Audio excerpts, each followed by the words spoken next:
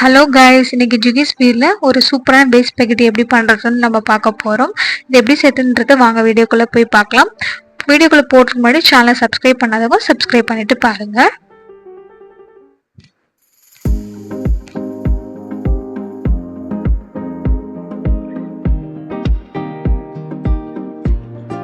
First நம்ம spaghetti செய்யறதுக்கு முன்னாடி ஸ்பெகட்டியை வந்து நல்லா வேக வச்சு எடுத்துக்கலாம். அதுக்கு வந்து 2 கப் வந்து வாட்டர் ஆட் பண்ணிக்கோங்க. ஃபர்ஸ்ட்டு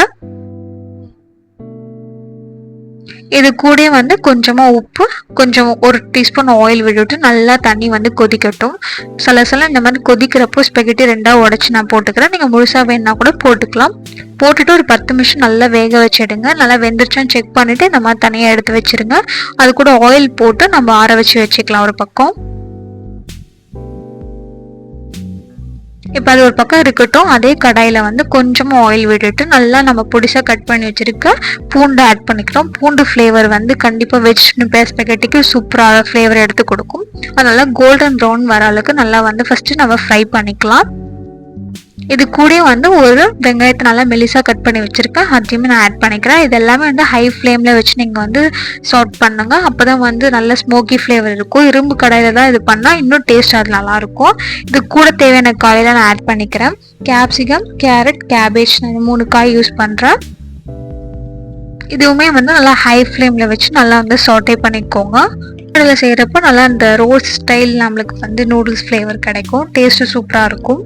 இது கூட ஒரு பச்சை மிளகாவை பொடிசாக கட் பண்ணி ஆட் பண்ணிட்டேன்.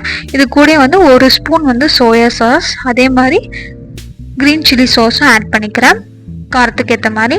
ஸோ இதுவும் நல்லா ஹை ஃப்ளேமில் வச்சு நல்லா நம்ம வந்து மிக்ஸ் பண்ணி விட்டுக்கலாம். காயை லைட்டாக வதங்கினா போதும். இது கூட நம்ம ஆல்ரெடி வந்து ஆற வச்சிருக்க ஸ்பெகட்டியை ஆட் பண்ணிக்கலாம். நல்லா மிக்ஸ் பண்ணி விட்டுக்கலாம்.